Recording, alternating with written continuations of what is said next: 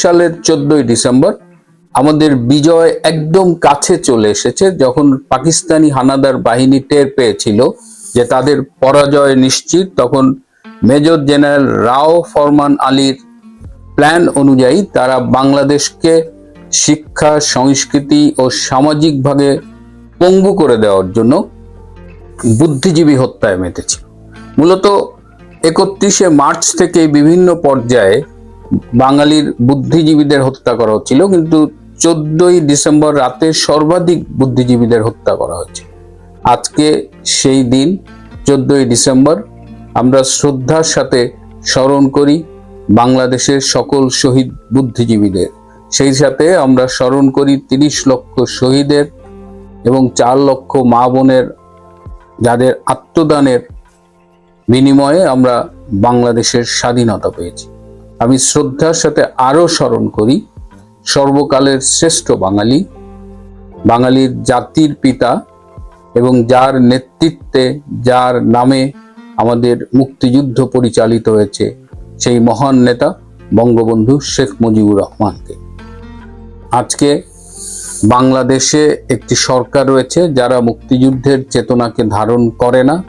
সুতরাং স্বভাবতই জাতীয় পর্যায়ে শহীদ বুদ্ধিজীবী দিবস যতটা শ্রদ্ধার সাথে, গুরুত্বের সাথে পালিত হবার কথা, সেটা এখন আর হয় না। 16ই ডিসেম্বর বিজয় দিবসের প্যারেড গত বছরও হয়নি, এবছরও হবে না। তারপরেও দেশে বিদেশে যথেষ্ট ভাব গাম্ভীর্যের সাথে এই দিবসটি পালিত হচ্ছে। আমাদের সিডনিতে আজকে পালিত হচ্ছে আওয়ামী লীগের উদ্যোগে। আজকে আমি নিউক্যাসল গিয়েছিলাম। নিউক্যাসলে সেখানে একটা বাংলা স্কুল আছে, সেখানে ছোট ছোট ছেলেমেয়েরা বাংলা শেখে। তারা আজকে শহীদ বুদ্ধিজীবী দিবস পালন করেছে। এই বুদ্ধিজীবী দিবসটির সাথে অনেক শোক জড়িত। আমি ঢাকা মেডিকেল কলেজে পড়তাম। আমাদের দুজন শ্রদ্ধেয় বরেণ্য চিকিৎসক, শহীদ ডাক্তার ফজলে রাব্বি এবং শহীদ ডাক্তার আলিম চৌধুরী। ফজলে রাব্বি এবং আলিম চৌধুরী দুজনই অধ্যাপক ছিলেন। তারাও এই দিনে শহীদ হয়েছিলেন। বুদ্ধিজীবী দিবসের কথা যখন বলছি, যখন শ্রদ্ধার সাথে স্মরণ করছি, আমার এক ছোট বোনের বাবা শহীদ বুদ্ধিজীবী শহীদ আলতাফ মাহমুদ, তিনি অবশ্য আগস্ট মাসের শেষে শহীদ হয়েছিলেন। তেমনি অনেক বুদ্ধিজীবী আমাদের এই স্বাধীনতার জন্য আত্মাহুতি দিয়েছিলেন। এই কথা যখন বলছি, তখন আজকে আমাদের সিডনিতে বাংলাদেশ সময় 1:40, দুপুর 1:40-এর দিকে বন্ডাই বিচ, সিডনির অন্যতম আইকনিক বিচ, প্রশান্ত মহাসাগর তীরে তাসমান সাগর, আসলে তাসমান সাগরের একটা সৈকত, এই বন্ডাই বিচে সন্ত্রাসী ঘটনা ঘটেছে। এখানে অস্ট্রেলিয়ার জিউস সম্প্রদায় তাদের ঐতিহ্যবাহী ধর্মীয় উৎসব হানুকা পালন করছিলেন। এই হানুকা একটা খুব ঐতিহাসিক উৎসব। প্রায় 2000 বছর আগে জেরুজালেমে তারা তাদের একটি উপাসনালয় পুনরুদ্ধার করেছিলেন এবং সেখানে উপাসনালয়ে বাতি জ্বলবার জন্য একদিনের তেল ছিল, কিন্তু অলৌকিকভাবে 8 দিন সেই উপাসনালয়ে বাতি জ্বলেছিল এবং যে কারণে হানুকা উৎসবটি 8 দিন ধরে হয়। আজকে ছিল সেই উৎসবের প্রথম দিন। সাধারণত তাদের ক্যালেন্ডার অনুযায়ী, ধর্মীয় ক্যালেন্ডার অনুযায়ী নভেম্বর ডিসেম্বরের দিকে হয়। তো আজকে সেখানে 1000 খানেকের বেশি জিউস সম্প্রদায়ের লোকজন উপস্থিত ছিলেন। এছাড়া বন্ডাই বিচে অনেক পর্যটক, স্থানীয় লোকজন উপস্থিত থাকেন। সেই সময় হঠাৎ করে কয়েকজন সন্ত্রাসী উপস্থিত হয়ে র্যান্ডম গুলিবর্ষণ করেন এবং শেষ খবর পাওয়া পর্যন্ত 11 জন নিহত হয়েছেন, 18 জন হাসপাতালে আছেন এবং আরো অনেককে লোকালি প্যারামেডিক্সরা ট্রিটমেন্ট দিয়েছেন। এই যে 12 জন নিহত হয়েছেন, তার মধ্যে একজন সন্ত্রাসী, সে পুলিশের গুলিতে নিহত হয়েছেন, আর আরেকজন সন্ত্রাসী গ্রেপ্তার হয়েছেন। সিডনি জুড়ে শোক বিরাজ করছে এবং আমরা সবাই ভীষণ শোকার্ত, কারণ অস্ট্রেলিয়া একটা শান্তিপূর্ণ দেশ। যে কোনো শহর বলেন, সিডনি বলেন, এটা আমাদের অস্ট্রেলিয়া না।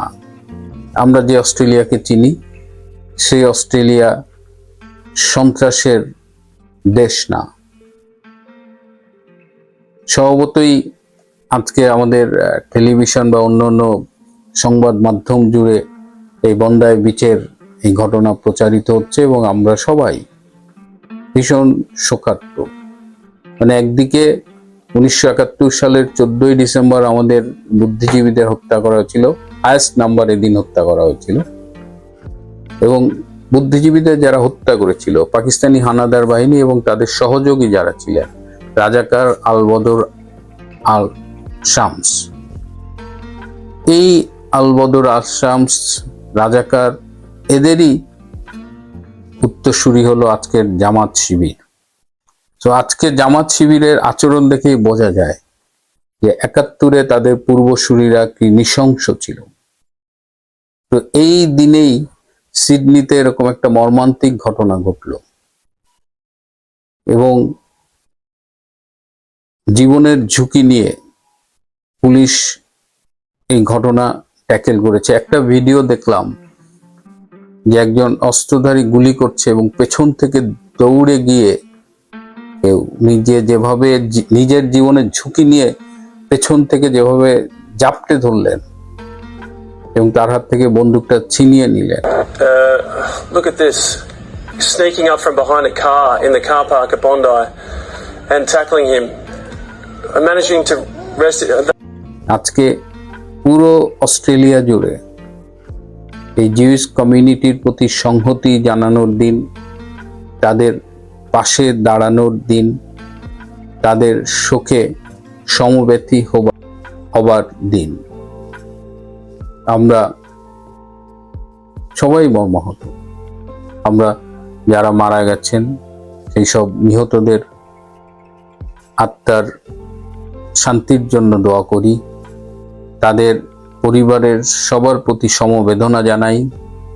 যারা আহত হয়েছেন তারা যেন দ্রুত সুস্থ হয়ে ওঠেন এবং আমরা দীপ্ত কণ্ঠে জানাতে চাই হাসিনা শেখ হাসিনাকে আনা, ফিরিয়ে আনা, প্রত্যাবর্তন, বহু ইস্যু আছে। আচ্ছা বলবো কিছু কথা, তো আমরা বুঝতেও পারছি, দেখতেও পারছি সামনের চোখে যা যা ঘটছে। কিন্তু ইনকিলাব মঞ্চের ওসমান হাদি, এই ওসমান হাদির একেবারে ভিডিও ফুটেজে যে দুইজনকে দেখা যাচ্ছে, 48 ঘন্টা পার হওয়ার পরে ওই দুইজনকে পাওয়া গেল না। একটু অবাক লাগে না আপনার কাছে? বাংলাদেশের নিরাপত্তা জাল, বাংলাদেশে গোয়েন্দা জাল এতটাই কি দুর্বল যে 48 ঘন্টা যাওয়ার পরে এখন চারদিকে একটা এমন রিউমার যেটা ফসকে গেছে, ওরা ভারত চলে গেছে। সাময়িক জুলকারনাইন সাহেব প্রথম তার ফেসবুক পোস্টে সে দাবি করলো, ঠিক আছে, এটা তার দিকে একজন সাংবাদিক তার মতো করে সে ইনফরমেশন নিয়ে জানিয়েছে যে ওসমান হাদির উপর যারা আক্রমণ করেছে, যারা শুট করেছে, তারা ইন্ডিয়া অলরেডি পালায় গেছে। দেখেন বাংলাদেশে কিন্তু তটস্থ পুলিশ বলতেছে আইডেন্টিফাই হয়েছে, যে কোনো সময় গ্রেফতার, এরকম একটা সিচুয়েশন, গ্রেফতার হয়ে যাবে, যেভাবে হোক ধরা হবে, তাদেরকে দেশের বাইরে যেতে হবে না। এর মধ্যেও নাকি তারা চলে গেছে, এরকম একটা রব ফেসবুকে প্রথম আসলো। তারপরে সাংবাদিকরা পুলিশ সোর্সে, মন্ত্রণালয়ের সোর্সে তারা এটা খোঁজ খবর জানার চেষ্টা করলো এবং উত্তর দেওয়া হলো যথেষ্ট যথাযথ জায়গা থেকে যে এরকম কোনো ইনফরমেশন আইন শৃঙ্খলা বাহিনীর কাছে নাই। ইন্টারেস্টিং, ঠিক আছে, এরকম কোনো ইনফরমেশন আইন শৃঙ্খলা বাহিনীর কাছে নেই। এবার ভিন্ন একটা ইস্যুতে, শেখ হাসিনা ইস্যুতে ভারতে বাংলাদেশের হাই কমিশনার প্রণব ভার্মাকে পররাষ্ট্র মন্ত্রণালয় ডেকেছে, সরকার ডেকেছে। সরকার ব্যাপক ক্ষুব্ধ বুঝিয়েছে, খুব যন্ত্রণায় মনোকষ্টে আছে, আর বাঁচতেছে না। কারণটা কি জানেন? কারণটা হলো এই সরকার আসার পর থেকে এখন পর্যন্ত 15 মাস তাদের যদি ঘুম হারাম করে থাকে এক লোক, সেই লোকের নাম শেখ হাসিনা। শেখ হাসিনা ওই 1000 মাইল দূরে দিল্লিতে বসে থেকে এই সরকারের শ্রম, ঘাম, মেধার এত বেশি খরচ করাইছে যেটা একক ব্যক্তি আর কারো পক্ষে সম্ভব না। তারা এতই চেষ্টা করলো, তারা ইন্ডিয়ারে চিঠি দিল, সেই চিঠি ইন্ডিয়া পাত্তা দেয় না। শেখ হাসিনা মুখ বন্ধ করার জন্য ডক্টর মোহাম্মদ ইউনূস নরেন্দ্র মোদীর সামনাসামনি বললো, তারপরে ফুটুস করে নরেন্দ্র মোদী যাওয়ার পরে কিছুদিন পর থেকে, আগে তো শেখ হাসিনা অডিও সাক্ষাৎকার শুরু করলো, তারপরে গেছে মানে এই বাংলাদেশে বিভিন্ন সোশ্যাল মিডিয়ার মাধ্যমে সে তার নেতা কর্মীদেরকে নানান কিছু বলে, সেরকম তথ্যই দিচ্ছে সরকার, সরকারই বলছে এসব কথা। আচ্ছা, সেই যখন ঘটনা, তখন আপনার আর কিছুতে জানা গেল না, প্রণব ভার্মাকে ডাকছে, ওখানে শেখ হাসিনা ইস্যু বলার পাশাপাশি বলছে যে এই ওসমান হাদির সাথে যারা কিলিং চেষ্টার সঙ্গে যারা জড়িত, এরা যদি ইন্ডিয়ায় কেউ পালায়া গিয়ে থাকে বা পালায়া যায়, তাহলে ইন্ডিয়ার সরকার যেন সে ব্যাপারে সচেতন থাকে, সোচ্চার থাকে এবং সহযোগিতা চায়, এবং যদি অলরেডি পালায়া গিয়ে থাকে তাহলে তাদেরকে যেন দ্রুত গ্রেফতার করে প্রত্যার্পণ করা হয়। তার মানে কি, সরকারের মধ্যেও সন্দেহ আছে। সরকার হয় ইনফরমেশন পাচ্ছে যে অলরেডি ওরা পালায় গেছে, আর না হলে সরকার সন্দেহ করছে যে ওরা ইন্ডিয়ায় পালায় গেছে। আমরা হয়তো হাই কমিশনের কাছে ডাইকা এটা সহযোগিতা বা আহ্বান এখন পাওয়ার দরকার নেই, তারা দেশ ছাড়তে পারে নাই। আমি পত্রপত্রিকা দেখলাম পুলিশের পক্ষ থেকে বলা হয়েছে তারা দেশ ছাড়তে পারে নাই। তো দেশ ছাড়তে না পারলে কেন পররাষ্ট্র মন্ত্রণালয় আনুষ্ঠানিকভাবে আরেকটা দেশে হাই কমিশনারকে বলবে যে তোমার এখানে যদি ওর মধ্যে গিয়া থাকে তাইলে আমার ফেরত দিয়ে দিও। সুতরাং এই যে দুটো লোক হাওয়া হয়ে গেল ঢাকা শহর থেকে আমাদের গোয়েন্দা জাল আইন শৃঙ্খলা বাহিনীকে ফাঁকি দিয়ে, এটা কি মিন করে যে এর সাথে এমন কোন শক্তিশালী মানে চক্র ইনভলভ, যেই শক্তিশালী চক্র সে তাকে যাকে দিয়ে শুটটা করিয়েছে, যাকে দিয়ে ইমপ্লিমেন্ট করেছে তার প্ল্যান, তাকেও রেস্কিউ করে নিয়ে যাওয়ার পথটা আগে থেকে করে রেখেছিল, এবং সেটা আমাদের আইন শৃঙ্খলা বাহিনীকে ফাঁকি দিয়ে আমরা কি এটা ধারণা করব? মানে আমি যখন আলোচনা করছি আপনাদের সামনে 14 ডিসেম্বর 2024 রাত সন্ধ্যা 7টা নাগাদ, তখন পর্যন্ত তাদের গ্রেফতারের খবর পাওয়া গেছে, মোটরসাইকেলের মালিক এই আরো দুইজনকে গ্রেফতার করা হয়েছে, তাদেরকে গ্রেফতার পাওয়া যায়, তাদেরকে গ্রেফতারের খবর পাওয়া যায়নি। মেন যারা কালপিট, এই যারা ইনকালাব মঞ্চের নেতা নেত্রী, তারাও বলছে যে পুলিশ ওদেরকে না খুঁজে আমাদের কাছ থেকে তথ্য চায়। ঝুমা নাকি যেন মেয়েটা আছে না, মির্জা বাসের সাথে বেয়াদবি করলো, সেই মেয়ে নাকি ফেসবুকে পোস্ট দিচ্ছে, দেখলাম আমি পোস্টটা পড়ছি। এরপরে আসেন প্রণব ভার্মারে নিয়ে শেখ হাসিনা ইস্যু। ওই যে বললাম যে শেখ হাসিনাতে এই সরকারের মেধা, শ্রম, ঘাম সব গিয়ে অবশেষে ফলাফল অশ্বডিম্ব হলো।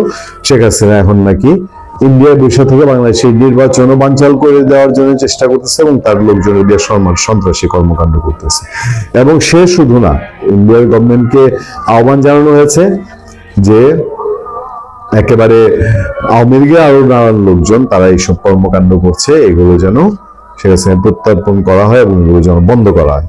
আচ্ছা, আমি একটা আপনাদেরকে ইন্টারেস্টিং প্রশ্ন করি তো, শেখ হাসিনা যে ইন্ডিয়াতে বসে এগুলা করছেন, এগুলো কি ইন্ডিয়ান গভর্নমেন্টের কনসার্ন ছাড়া সম্ভব? ইন্ডিয়ান গভর্নমেন্ট যদি তাকে ক্লিয়ারেন্স না দিত, তাহলে কি শেখ হাসিনা এত কিছু ওখানে করতে পারতেন? তার পক্ষে এই বাংলাদেশের রাজনীতি করা সম্ভব? একটু ভিন্ন দৃষ্টিতে দেখেন তো দেখি, তারেক রহমান শেখ হাসিনার সময় লন্ডন থেকে যে তিনি রাজনীতি পরিচালনা করেছেন, লন্ডন সরকার কি তাকে বাধা দিয়েছে? শেখ হাসিনা গভর্নমেন্ট তো তার বক্তব্য বাংলাদেশ নিষিদ্ধ করে রেখেছিল। তার বক্তব্য প্রচার করতে গিয়ে সাংবাদিক সহ টেলিভিশন মালিক সহ জেল খাটছে বহু। কিন্তু লন্ডন, ইউকে সরকার, যুক্তরাজ্য সরকার, ব্রিটিশ সরকার, তারা কি তারেক রহমানের কথা বন্ধ করে দিচ্ছিল? দেয় নাই। শেখ হাসিনার পতন হয়েছে, তারপরে বরঞ্চ তারেক রহমানের কথা এস্টাবলিশড হয়ে গেছে, তিনি আনুষ্ঠানিকভাবে কথা বলতে পারছেন। তো ভারত সরকার তো একই ঘটনাই ঘটাচ্ছে। ভারত সরকার ব্রিটেন যেভাবে তারেক রহমানের কথা বলতে দিচ্ছে, ভারত সরকারও শেখ হাসিনার কথা বলতে দিচ্ছে। ব্যাপারটা তো একই চক্রের মধ্যে যেত। এখন এই গভর্নমেন্ট এগুলো সবই জানে, সবই বুঝেও প্রণব ভার্মাকে ডেকে বলেছে, কারণ হলো তারা জানে যে এরকম কিছু বললে তাদের যারা অনুগত রাজনৈতিক ব্যক্তিবর্গ, এদের বোঝানো যাবে যে দেখো আমরা তো এখন প্রণব ভার্মারে ডাকছি। এই দাবিটা কিন্তু জানাইছে নাহিদ ইসলাম, এই যে আপনার এর আগের দিন যখন প্রধান উপদেষ্টা ডক্টর মোহাম্মদ ইউনূসের সঙ্গে দেখা করছে, দেখা করে বলছে যে ভারতের হাই কমিশনরা ডাকেন, ডাইকা বলেন এখানে এই হইতেছে, সেটাই করে তাদেরকে একটু সান্ত্বনা দিত। কিন্তু ফলাফল সম্পর্কে তারাও খুব ভালো করে জানে হয়তো।